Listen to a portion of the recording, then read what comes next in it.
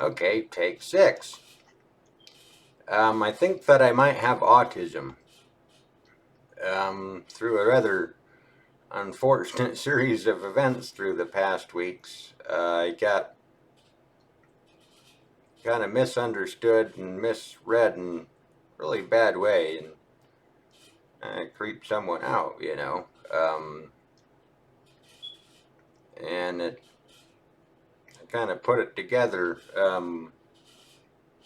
through the process. It's kind of like I don't get cues. I don't read people.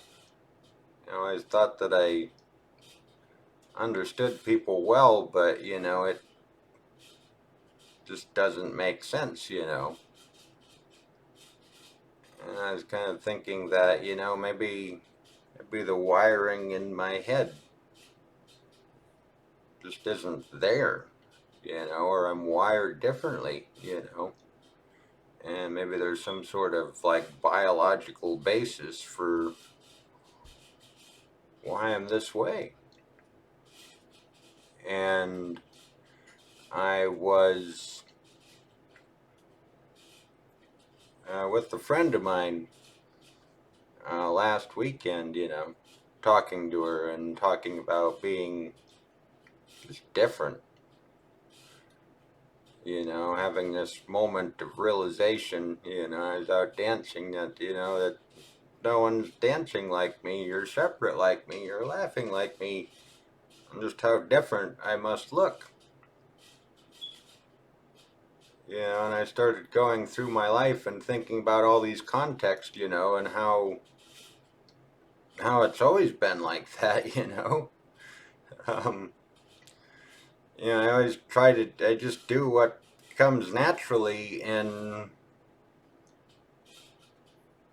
I'm always, off alone in groups of people. I just kind of wander around and I don't talk to people and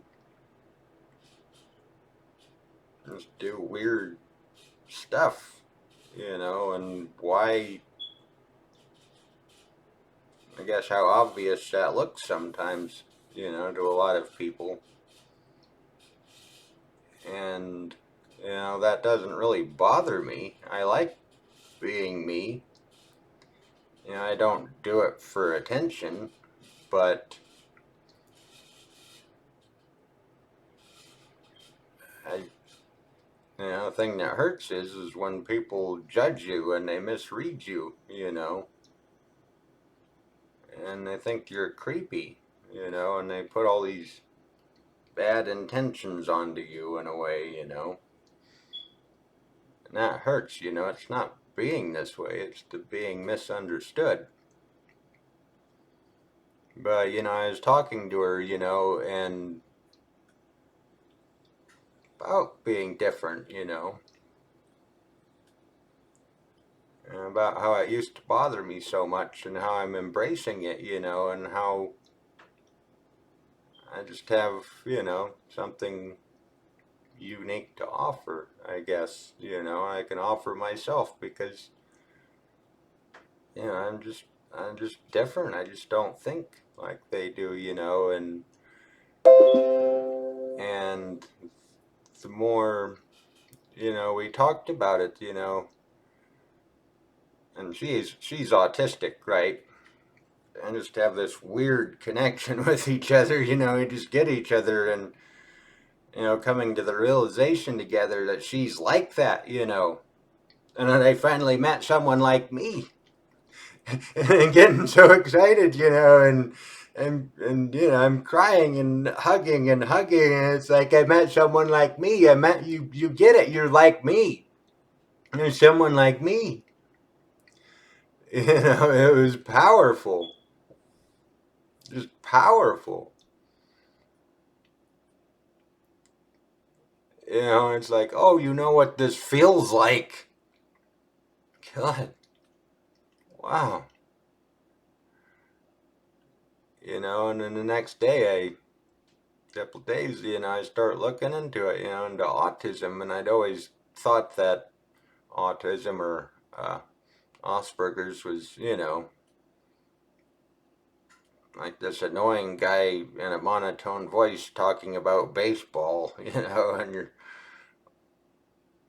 I never thought that someone like me would have it,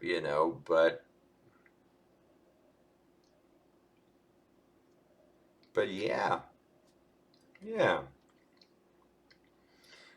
When I was little, people would always ask my mom, well, is he deaf? He just sits there. He doesn't move, he doesn't interact with the world, he's just kind of off in his little space. Is he deaf? And mom would be like, ice cream.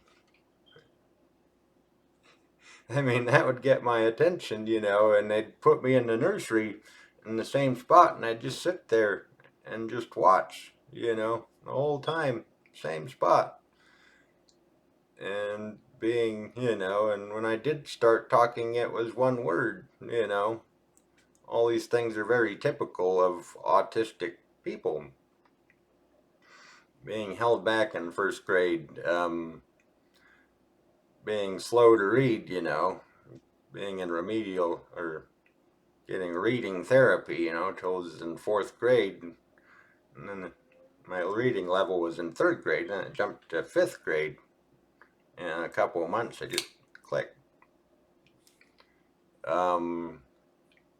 Taking the same routes, and I go places, I go to my place, I go to Jimmy John's, get a number 7 with hot peppers, take Highway 6 down, interstate back, sit in the third chair from the end, and on the table I like to sit at this chair, and people get in my chairs and I get angry. I get angry when things aren't in the right place, and I get keyed in and wound up, and I do my stuff. And, the other kids don't focus on this, just these hobbies and these passions and this focus on things, Think of the time in sixth grade social studies, when we're supposed to do a presentation. I don't recollect on what, but I did it on medieval weapons, and I did it 12 pages long, right? Like 3 times longer than it was supposed to be, and they didn't let me do the whole thing. But I was just so keyed in on that, and I was doing art and my project, and with work and the project, I was working 22 hours a day. Just wound up, and I just loved it. This focus, this wonderful focus, and the fact that I can't sleep, like 2 to 4 hours a night. Insomnia, also an autism thing, and it doesn't bother me, and I get excited, and the hand wavy thing, that's also a very autistic trait.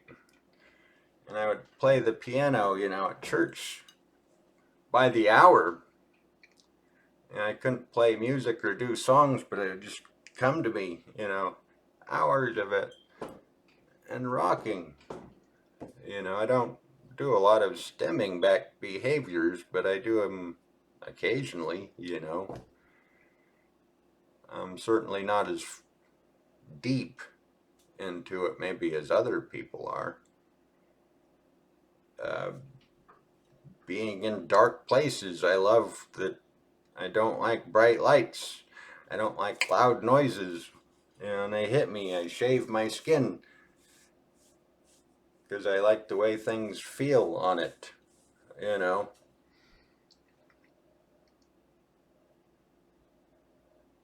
all kind of autistic traits.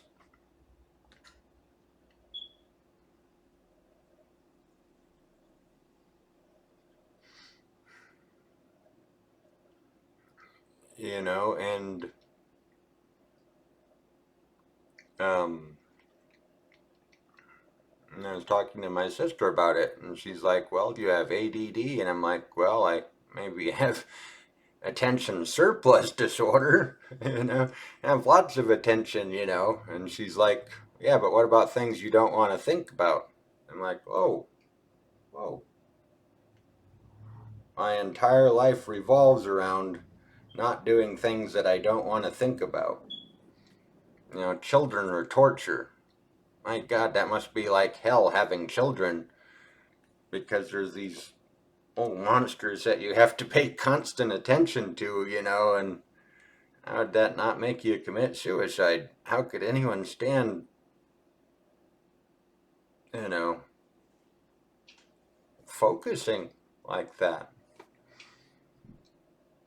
and watching videos, and this video about how it's kind of like, you think that you're an alien or something, and that big indicator is that you always feel different. You've always felt like you're just not like them. The guy was talking about how, you go to the park and there's a pack of ducks, and you can't really join in, and how that's kind of like being on the spectrum when you just don't belong with them,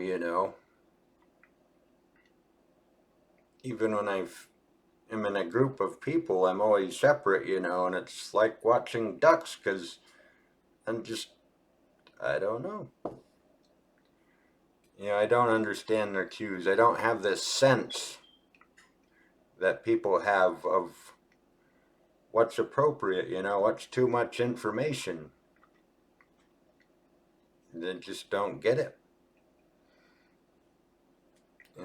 People talk about their regrets in life, the lies they've told, or, oh, I'm dating or married to someone, and they find out about the real me, and I just can't wrap my head around what that's like. I'm sure I've lied before, sure I've let people believe what they want to, but I don't know what being something I'm not, what that's like. I can't shut up.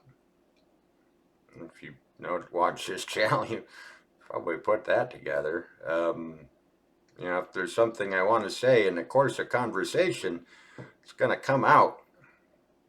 I try and date, and it just don't work.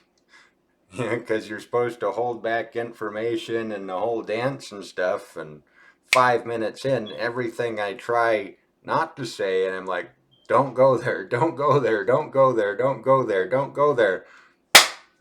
Went there, god damn it! I can't stop.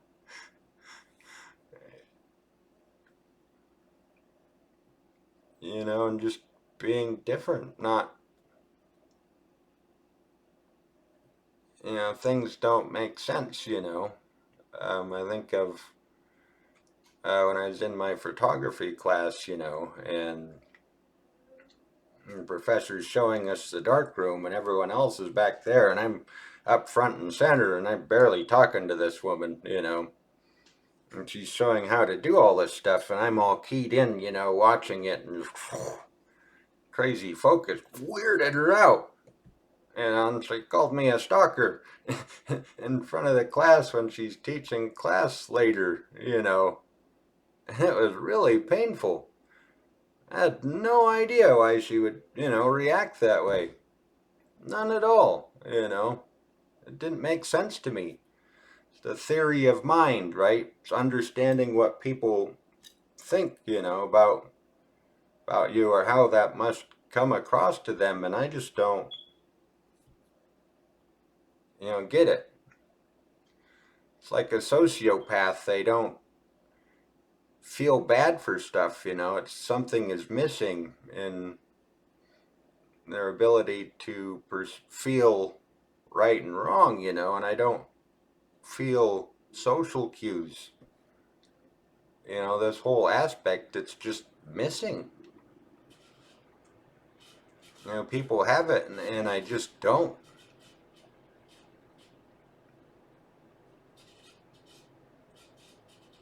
And I like that about me. I like me.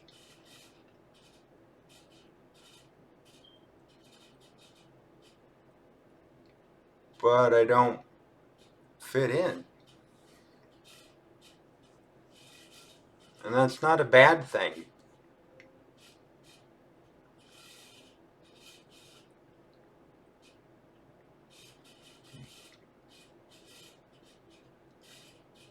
I used to get so hurt, especially when people called me creepy. That was my most painful thing in the world. Call me Adolf Hitler, but don't call me creepy, because it implies that a threat. Why would they call me that? They think that I have some sort of bad intention or malice, or that I'd hurt anyone. And it's just painful because all I was doing is just standing there, watching people. And to other people, they have some sense about that. But to me, I really don't.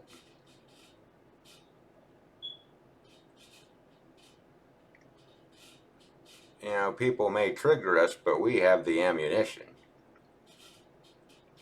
It's the certain things that we are insecure, that we're hurt about, that cause us to just react so strongly. And being different, being called creepy is mine.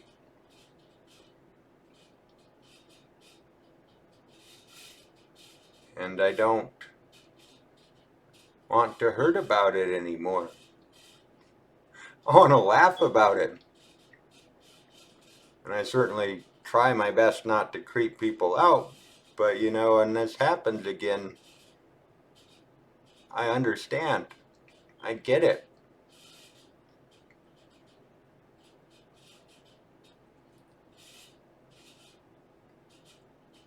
There's too much hate in this world. There's too much, oh, you think that way, that makes you a bad person. And people aren't bad for judging me. It's just what they perceive, and they're wrong. They're wrong. There's nothing wrong with being wrong about something.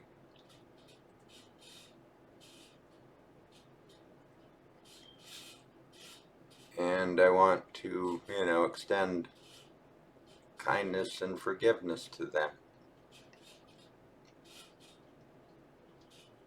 And there's nothing better than someone who can laugh about his own insecurities, like the fat man who can make fat jokes. It's a very charming way to be. And it's very strong and very secure.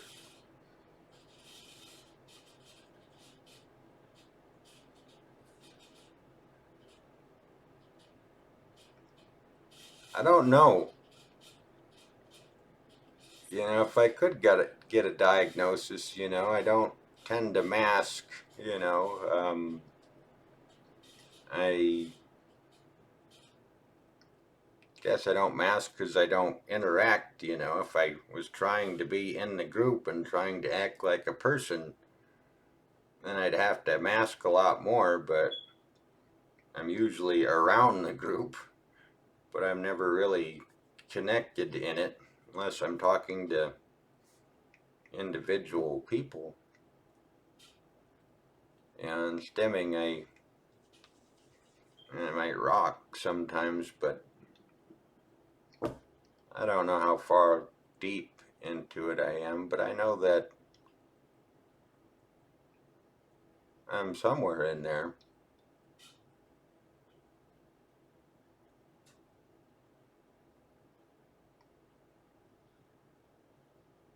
And it makes sense. It just makes sense, I finally get why I'm like this, and why it hurts. It just hurts so much.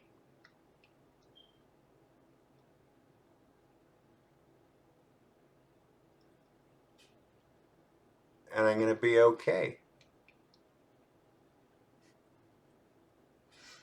I'm going to be okay.